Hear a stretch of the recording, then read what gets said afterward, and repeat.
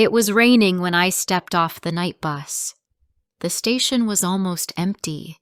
Only a few tired faces stared at their phones or luggage. I pulled my coat tighter and walked out into the cold air of the small coastal town. I had never been here before, but something told me it would be different. I needed it to be different. I had left everything behind: my city, my job, my friends, and a man who had never truly seen me.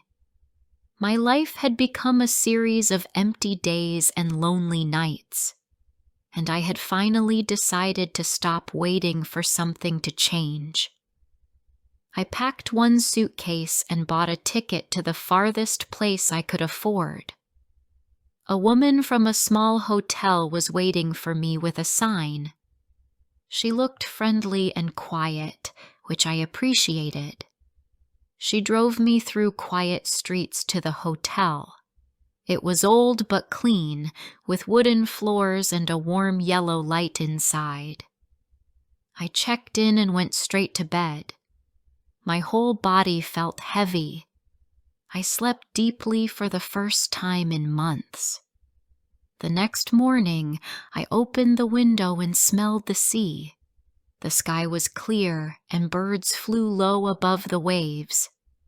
I wrapped myself in a sweater and walked down to the beach. The air was fresh, and the sound of the water calmed something inside me. That was when I saw him for the first time. He was walking along the shore with a dog. He wore a simple jacket and jeans, and his eyes looked kind. We passed each other, and he smiled. It was not the kind of smile you give to everyone. It felt personal, like he saw something in me. I did not say anything. I kept walking, but all day I kept thinking about that moment, about his eyes, about how my chest had felt lighter for a second. Over the next few days I saw him again, always on the beach, sometimes in the morning, sometimes just before sunset, and each time he smiled, and each time something inside me softened. One morning, I was sitting on a bench by the sea when he walked past me again. The dog ran up to me. It sat at my feet and looked up. He called the dog, then looked at me and said, "She likes you." I smiled and said, "I like her too." That was the beginning. Before we continue, I would love to know, where are you listening from? Which city? Which country? Share it in the comments. And if you are enjoying this story, please subscribe to hear more every week. We started talking slowly, first about the dog, then about the town. His name was Leo. He had lived here for 5 years. He worked at the local library. He had moved after a difficult breakup. That surprised me. He looked strong, sure of himself. But his voice was calm, and he never spoke too loudly. I started going to the library more often, not to read, but to see him. He would notice me and walk over. He would ask what kind of books I liked. He would recommend a title. I would borrow it, even if I did not plan to read it. After 2 weeks, he invited me for tea at a small cafe near the cliffs. It was quiet and old-fashioned. We talked for 2 hours. He listened in a way I had never experienced before. Not like he was waiting to speak, but like he wanted to understand.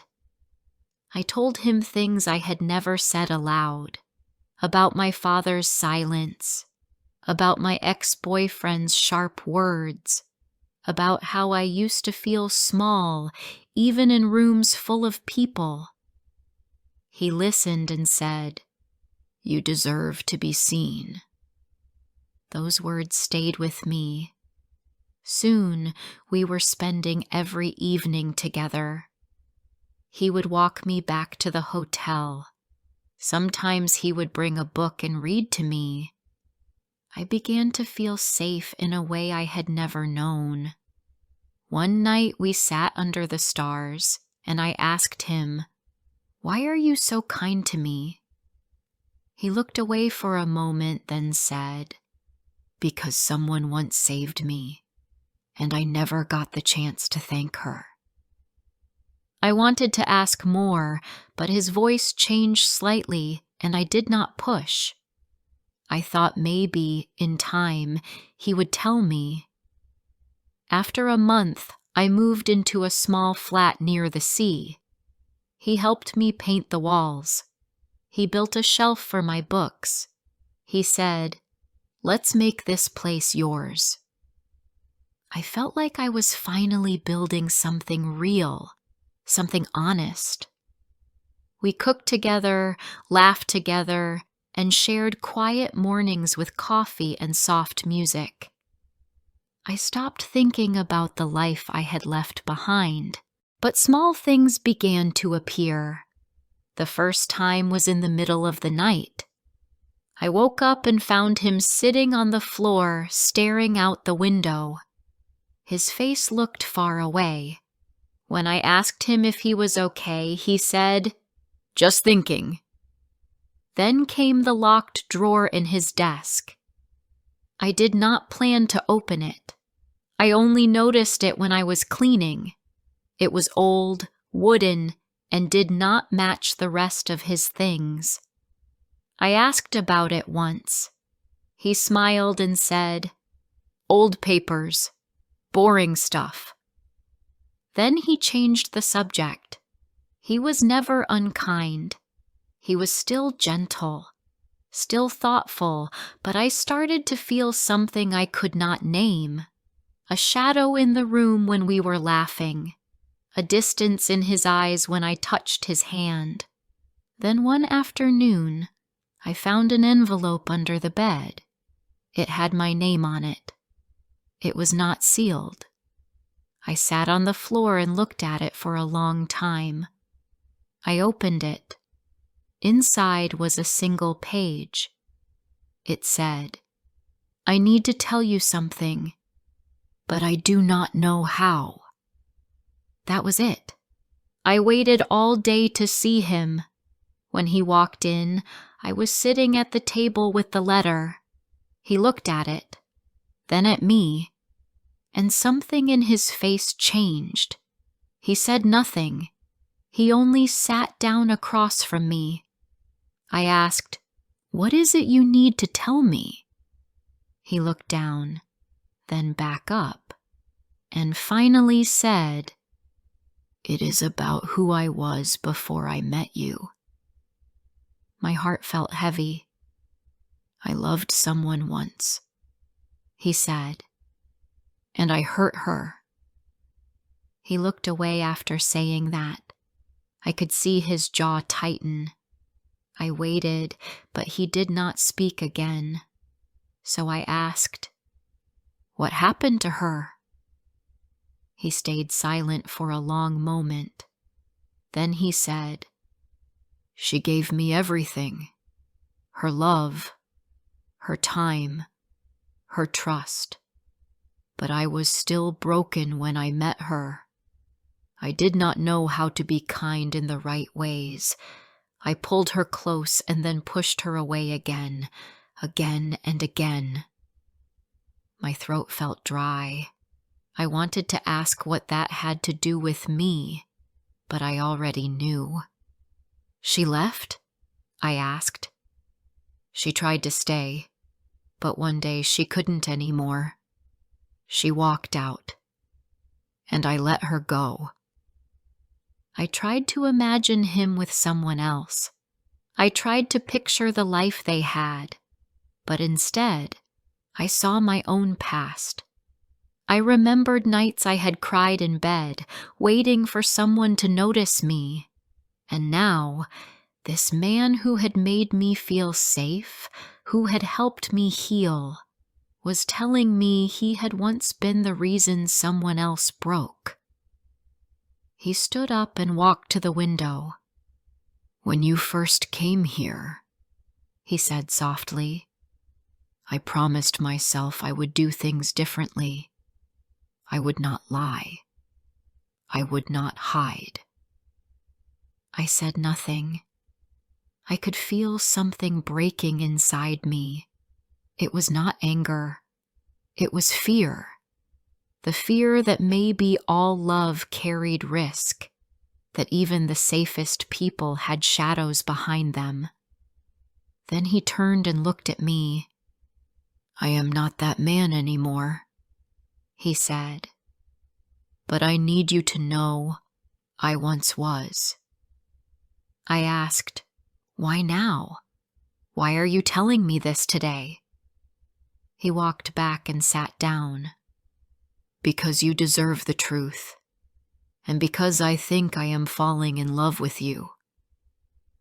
I looked at him, at the man who had helped me breathe again, at the man who might also break me.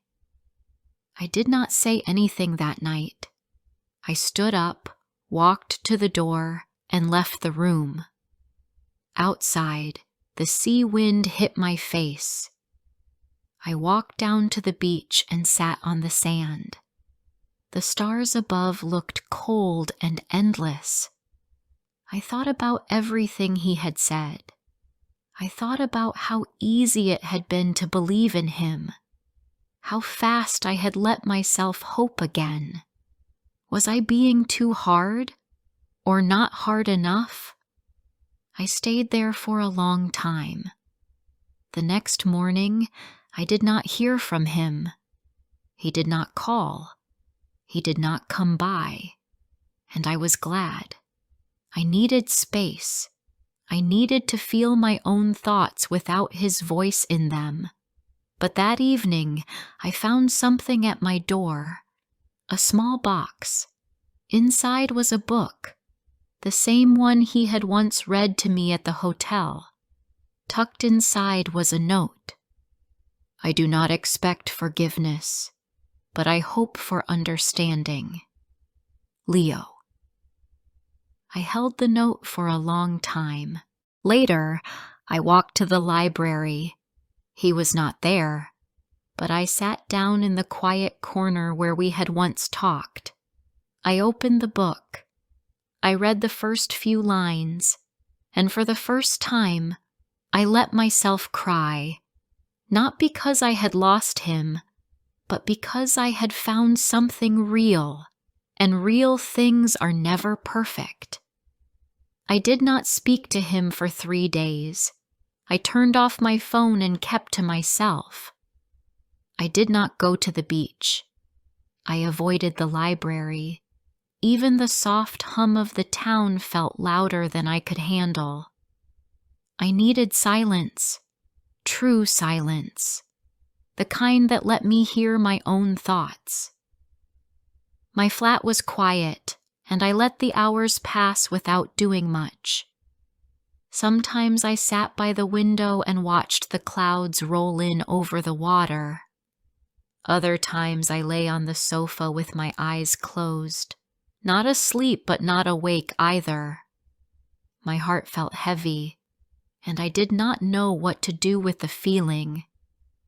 I thought about everything he had told me, his past, his mistakes, the pain he said he caused. But I also remembered how he had made me feel, seen, cared for, safe. That contrast confused me.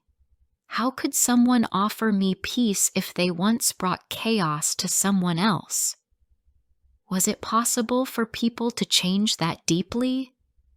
I did not want to make excuses for him, but I also did not want to run at the first sign of imperfection.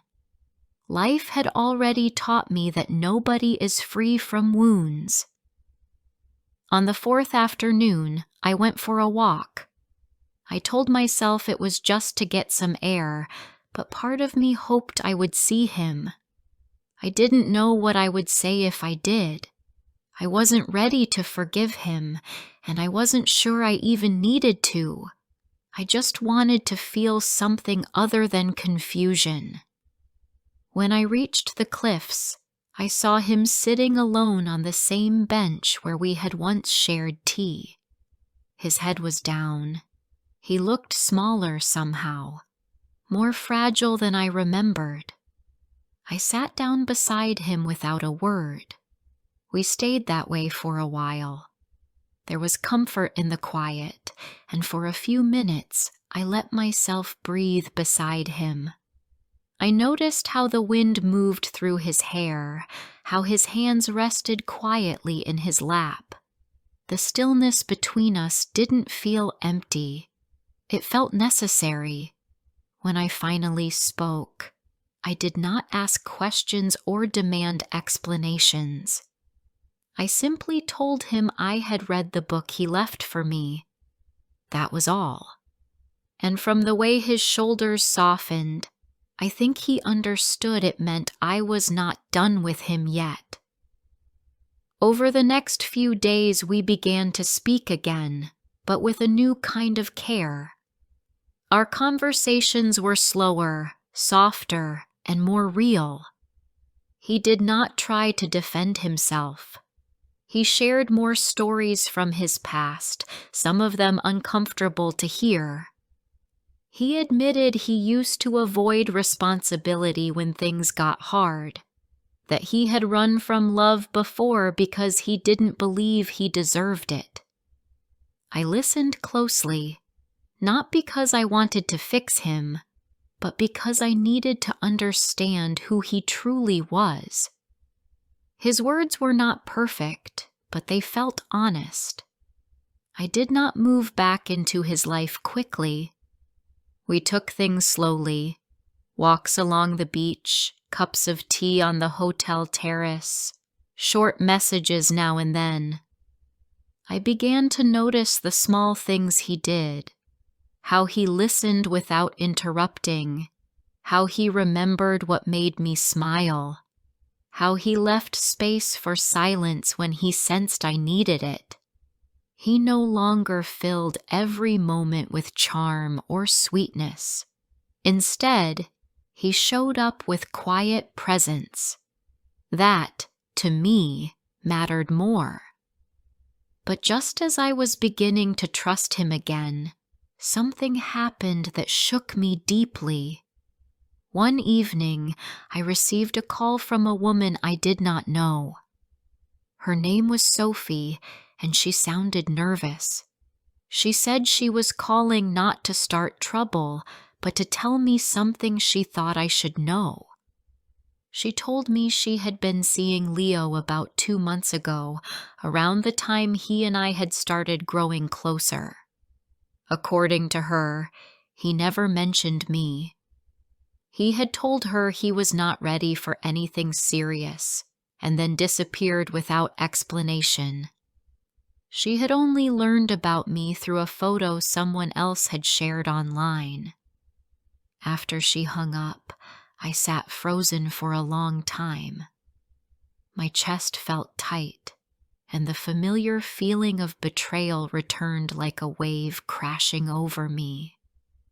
I tried to remember what Leo had told me about that time, but there had been gaps, small things he had skipped or avoided. I had assumed it was because they were painful. Now I wondered if it was because he had something to hide. That night, I did not sleep. My thoughts spun in circles. I wanted to believe this was a misunderstanding. I wanted to think he had already let go of that past when we met. But part of me knew the timing was too close, and the silence around it spoke louder than any words. The next morning, I went to see him. He opened the door with his usual calm expression, but it faded the moment he saw my face. I asked him directly about Sophie. He looked down and admitted it had happened. He said it was brief, that it meant nothing, that he had not known what we were yet, and he had been afraid to tell me the truth once things became serious. His voice was soft, almost ashamed, but I could not ignore how it made me feel. It was not the act itself that hurt the most. It was the choice to keep it from me. After everything we had talked about, after all his promises to be honest, he had still decided that silence was easier than truth. I told him I needed space again. This time, the pain felt sharper. It was not just disappointment. It was fear. Fear that no matter how kind someone seemed, there might always be a part of them that could turn away when things became uncomfortable. And that fear was not easy to shake. The days that followed were long and slow.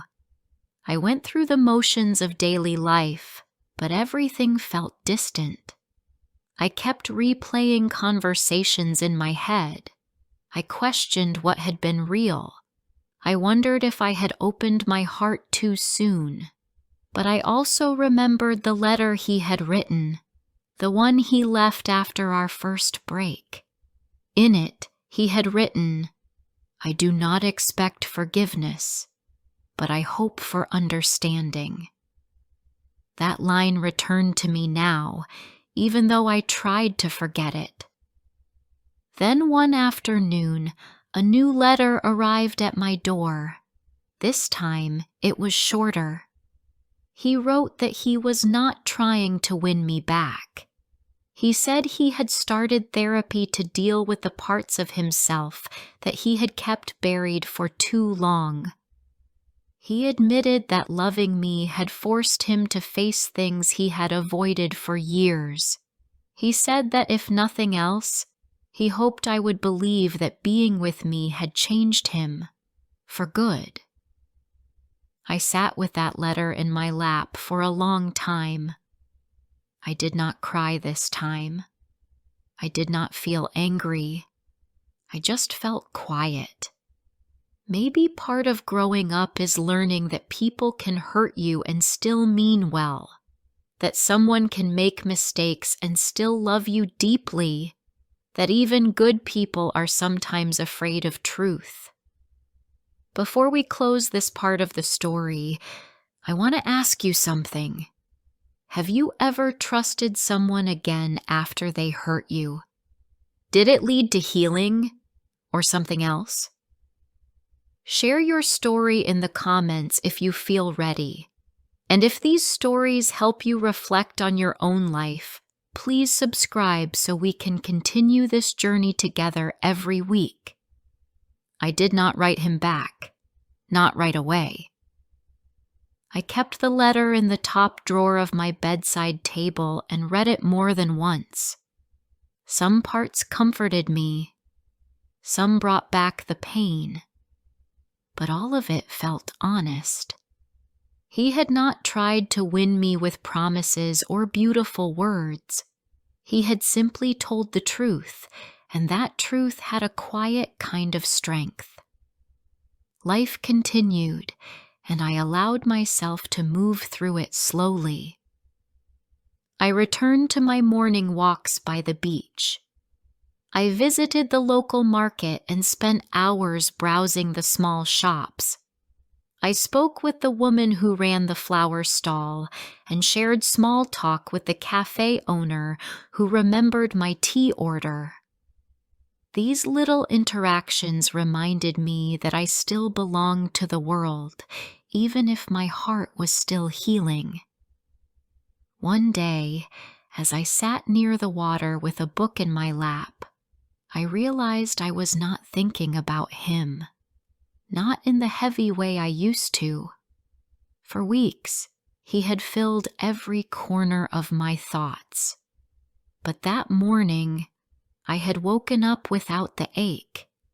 It was not that I no longer cared. I did. But something had shifted. My feelings were no longer tangled in confusion. I could breathe without needing answers. Still, a part of me remained open. I knew he was still in town. I had not seen him, but I sometimes sensed his presence, a familiar shape in the distance, or the echo of his voice in a place we had shared. The town was small, and memories were tucked into every corner. One afternoon, I stopped at the library. It had been weeks since I had stepped inside. The space felt the same, quiet, peaceful. I did not expect to see him. I only came because I missed the stillness the library gave me. As I walked through the aisles, my fingers brushed against the spines of books I had never read. Then I saw a small table in the back corner with a new display. A sign read, "Books that